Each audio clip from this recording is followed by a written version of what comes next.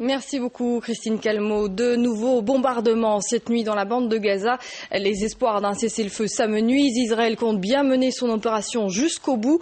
Les combats pourraient même s'intensifier. Sébastien Rosenfeld. L'armée israélienne est désormais aux portes de Gaza City. Les blindés avancent dans la périphérie sud de la ville. Dans quelques heures, les combats entre militants du Hamas et soldats risquent de se dérouler dans les rues, au milieu de la population civile.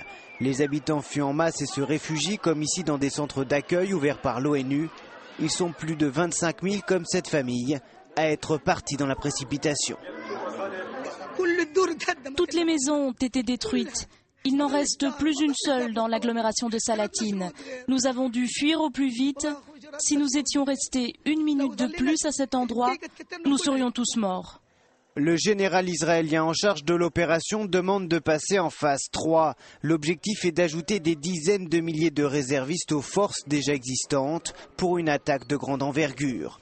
Pas encore, mais bientôt, semble lui répondre le Premier ministre Ehud Olmert, qui se dit proche du but fixé par son gouvernement. Israël se rapproche de ses objectifs, mais plus de patience, de détermination sont nécessaires pour y parvenir. Nous devons améliorer la sécurité de nos citoyens dans le sud du pays.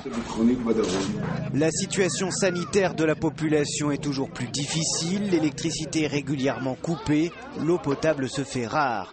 Le cessez-le-feu immédiat demandé par la communauté internationale reste sans effet. Le Hamas annonce être prêt à la lutte armée. Vous avez brisé la dernière chance d'une trêve et de négociation. Personne ne vous croit.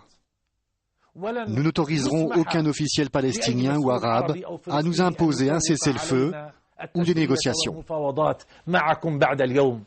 Du côté israélien comme du mouvement islamiste, il n'est plus question de discussion. Les deux camps semblent pour l'instant engagés dans une escalade sans fin. Plus de 850 Palestiniens ont déjà perdu la vie, parmi eux de nombreux enfants. Tarek habite à Gaza City, il témoigne de l'angoisse quotidienne de la population. Il est joint par Sébastien Rosenfeld. On est à la maison, on ne bouge pas. C'est extrêmement dangereux de sortir. Quelquefois, même de se mettre à la fenêtre, c'est dangereux. Ils tirent partout comme des fous. Israël, en fait, elle est en train de commettre des crimes de guerre graves. Elle bombarde des maisons, elle bombarde des écoles, des hôpitaux. On a toujours peur. On a peur depuis le début de l'opération. Les bombardements aériens, c'est partout. Nous, on est au plein centre de Gaza City. Depuis le début de l'opération, elles n'ont pas arrêté de bombarder. Ce matin, effectivement, ça se rapproche. Elles sont, disons, à même pas 1 kilomètre de chez nous, les chars israéliennes. Depuis plus de 15 jours, la bande de Gaza est le théâtre de violents combats, un spectacle de désolation auquel assistent avec curiosité de nombreux Israéliens. Frédéric Sacré. Certains voudront y voir une démarche teintée de patriotisme. Mais dans l'esprit de la majorité de ces Israéliens venus parfois de très loin, il s'agit tout simplement d'un but de promenade par une journée de congé. Quand il y a un conflit, les gens veulent voir. Ils veulent voir la guerre. Ils veulent se sentir impliqués. Dans les journaux, tout cela paraît très loin. Alors on vient voir sur place. Investie dès le début du conflit par les journalistes auxquels Israël refuse toujours l'accès, la colline offre un point de vue imprenable sur Gazaville. Les bombes tombent à 7 ou 8 km et avec du bon matériel. C'est comme si on y était. C'est amusant à voir et triste à la fois, toutes ces bombes. Ça me permet de réaliser qu'il y a des soldats là-bas. Des hommes qui sont en danger et qui tentent de mettre un terme à une situation grave qu'on nous a imposée.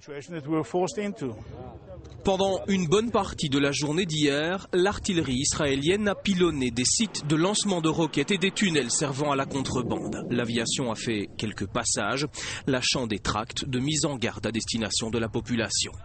Sur la colline d'Ashkelon hier, le spectacle était à la hauteur. Le C-130 de l'armée belge est toujours cloué au sol. La mission Bifast était censée s'envoler vendredi soir à destination de l'Égypte afin de rapatrier des blessés palestiniens.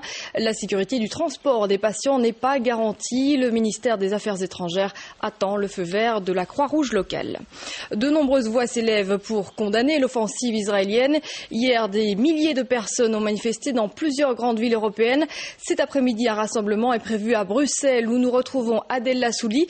Bonjour Adèle, on attend entre 10 et 20 000 personnes cet après-midi.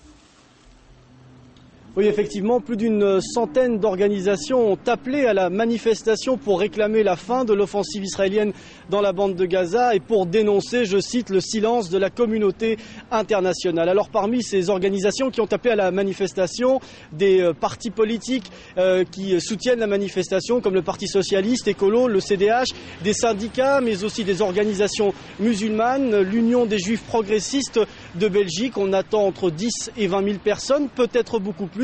Le 31 décembre dernier, 7 000 personnes étaient descendues dans la rue, selon la police, 10 000 selon les manifestants. Le cortège partira aujourd'hui d'ici, de la gare du Midi, juste derrière moi, pour rejoindre la gare du Nord aux alentours de 16h, 16h30 et le boulevard Albert II. C'est là que des podiums ont été dressés pour que différentes personnes prennent la parole et évoquent la situation dans la bande de Gaza. Adèle, de nombreux policiers ont été déployés tout au long du cortège. Oui, alors du côté de la police, on nous précise que cette manifestation est jugée à risque comme toutes les autres manifestations dites revendicatives. 2 dispositifs vont être mis en place, un dispositif de maintien de l'ordre et puis un autre de circulation. On s'attend peut-être à quelques incidents, même si pour l'instant la police et les autorités se montrent assez rassurants, les organisateurs également. Les bourgmestres des communes avoisinantes ont appelé au calme et à la dignité pour que cette manifestation se passe bien. Merci beaucoup Adèle. Une manifestation soutenue par certains partis politiques. Qu'en pense votre invité Pascal Vrébos? Vous recevez aujourd'hui la présidente du CDH, Joëlle Milquet. Oui, alors Joëlle Milquet, vous défendez, vous faites un appel à cette manifestation, vous condamnez complètement Israël ou pas? Mais en fait, nous, notre position, elle est bien claire. On veut un cessez-le-feu immédiat, un retrait militaire et une solution négociée. Et le cessez-le-feu, il s'applique à tous les belligérants, tant Israël que le Hamas qui continue à envoyer des roquettes. Et ce que l'on veut, c'est qu'on arrête cette guerre qui fait un nombre incroyable de civils, dont des enfants, qui ne respectent pas toujours le droit. Vous serez à la manifestation ou pas? Le CDH, il sera pour exprimer cette position-là, tout en demandant par ailleurs qu'il n'y ait aucun débordement, qu'on n'importe pas ici en Belgique ce conflit avec, le cas échéant, des propos qui viseraient la communauté juive, qui par ailleurs doit être protégée, et on ne peut pas accepter non plus des expressions antisémites en quoi que ce soit qui serait inacceptable. Mais cette guerre doit cesser. L'ONU le dit.